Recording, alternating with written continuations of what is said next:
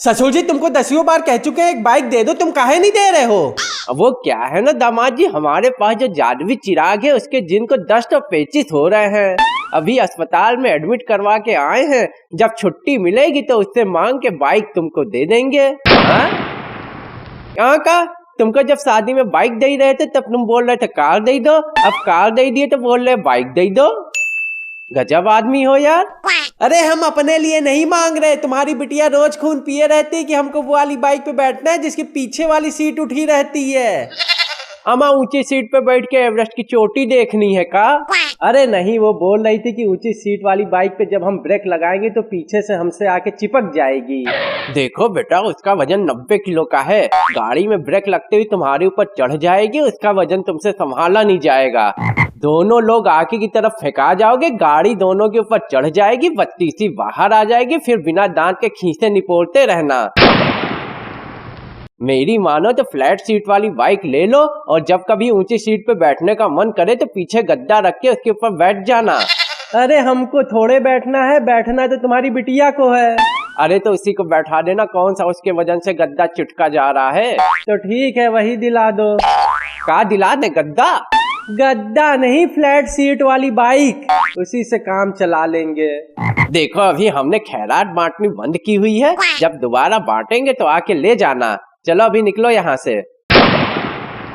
मतलब हम खैरात मांग रहे हैं? अरे नहीं बेटा, तू तो भीख मांग रहा है, लेकिन मेरा मन नहीं कर रहा देने का। तू अभी जा, किसी और दिन आना।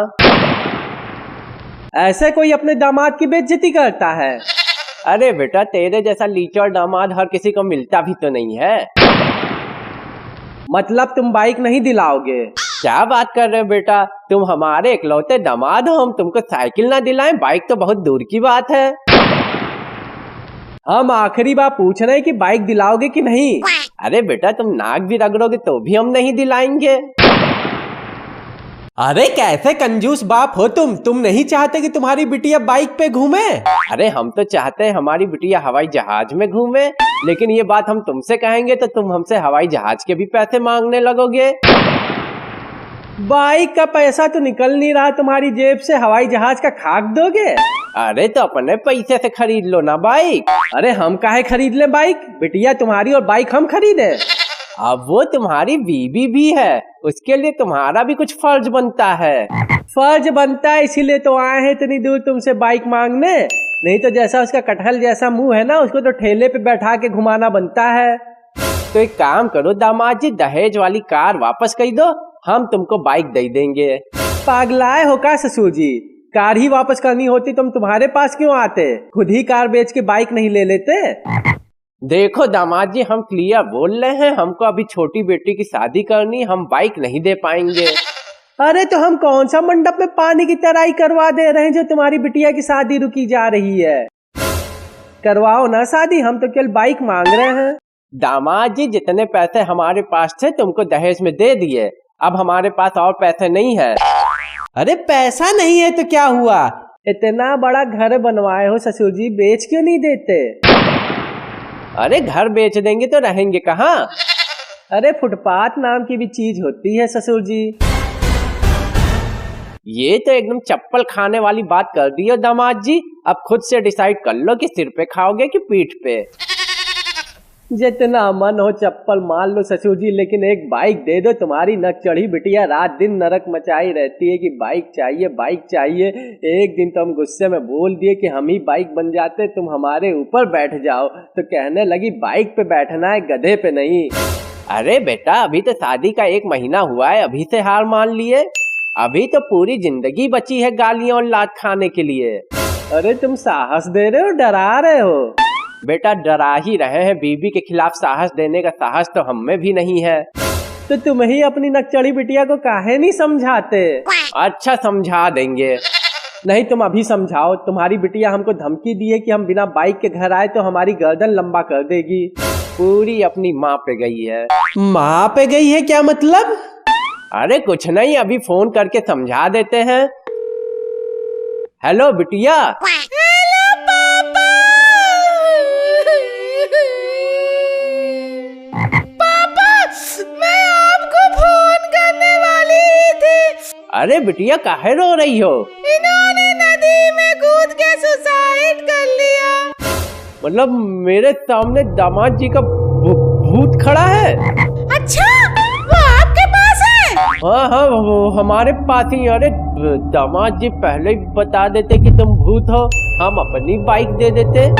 अरे पापा, वो भूत नहीं है, वो जिंदा है। वो तो मैंने उनसे सुबह बाइक मांगी थी और वो अभी तक घर नहीं आए। तो मुझको लगा कि मुझको बाइक ना दे पाने के दुख में उन्होंने आत्महत्या कर ली, लेकिन भगवान का शुक्र है कि वो जिंदा है। बेटा तू ज्यादा सोचा मत कर, तेरे सोचने के चक्कर में मेरे प्राण निकलने वाले थे। अरे वो छोड़ो पापा, ये बताओ कौन सी बाइक खरीदी है उन्होंने, और उसके पीछे वाली सीट उठी तो है ना? अरे ऊंची सीट पे बैठ के तुझे ऊंट से हाइट में कंपटीशन करनी है क्या? और जब तेरे पति के पास पैसे नहीं है तो बाइक खरीदने के लिए क्यों इतना परेशान कर रही है? पापा एक काम करिए, इनको वापस घर भेज दीजिए। मैंने डॉक्टर से बात कर ली है, पैसों का इंतजाम हो जाएगा। अरे कौन से डॉक्टर से बात कर ली? और ये डॉक्टर क्या आजकल अपनी लोन कंपनी चलाने लगे हैं क्या?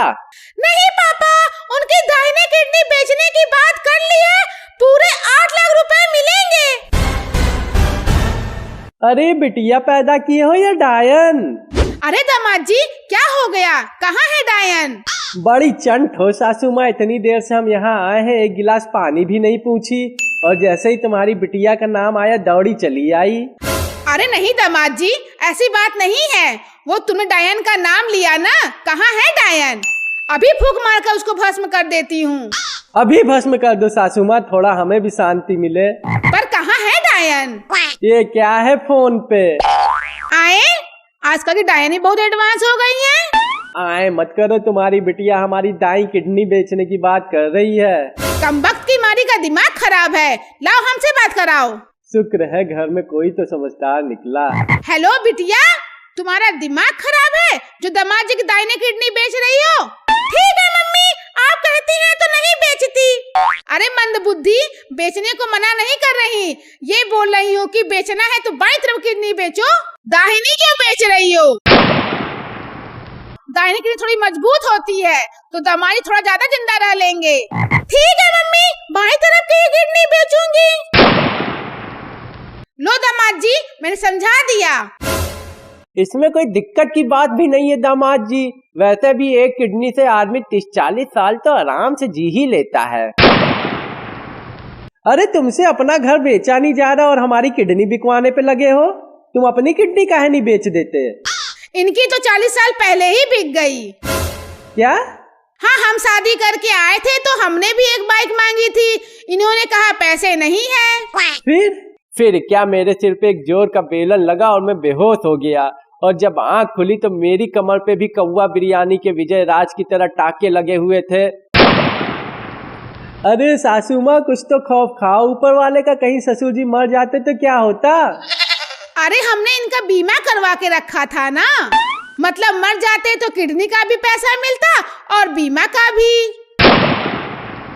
हम तो सोचे थे कि मर जाएंगे तो आंख भी बेच देंगे, लेकिन किस्मत हर बार साथ थोड़ी ना देती है। हर बार साथ नहीं देती क्या मतलब? हमारे जो पहले पति थे वो किडनी निकालते समय ही मर गए। मतलब ये तुम्हारे दूसरे पति हैं? अरे नहीं बेटा, यह तो तीसरे हैं। तो दूसरे का क्या हुआ? उसकी एक किडनी निकाल ली तो भड़क गया, वो तो पुलिस स्टेशन जा रहा था कंप्लेन करवाने, तो उसकी दूसरी किडनी भी निकलवानी पड़ी। अरे सासू माँ हमें बख्श दो, हम मेहनत करेंगे, मजदूरी करेंगे और अपने पैसों से बाइक लाके तुम्हारी बिटिया को देंगे। हमारी किडनी मत निकलवाओ, हम हाथ जोड़ते हैं। अरे बस करो बेगम साहिबा, इतना मत डराओ, कहीं डर के मारे पैंट गीली हो गई तो नई पैंट भी हम ही से मांगेंगे। देखो दामाद जी, हम सब का प्लान था तुमको समझाने का कि बार बार ससुराल से मांगना नहीं चाहिए, अपनी मेहनत से घर चलाना चाहिए। मतलब तुम सब मिलके हमें बेवकूफ बना रहे थे? अब मैं तब तक यहाँ से नहीं हिलूंगा जब तक कि मुझे बाइक नहीं मिल जाती। अपनी बात पर कायम रहना दामाद जी, हिलना मत यहाँ से। और तुम सुनो, क्या? इनका नाड़ा पकड़ के रखो, जाने मत देना, यह ऐसे नहीं मानेंगे। हम जरा चाकू लेके आते हैं, इनकी सच में किडनी निकलेगी तब बुद्धि खुलेगी इनकी। रस्सी भी लिए आना, बांध के निकालेंगे, नहीं तो पूरे घर में छीछा लेदर हो जाएगा। अरे पूरा खानदान है सन की है क्या? हमें नहीं चाहिए बाइक, हम चले यहाँ से।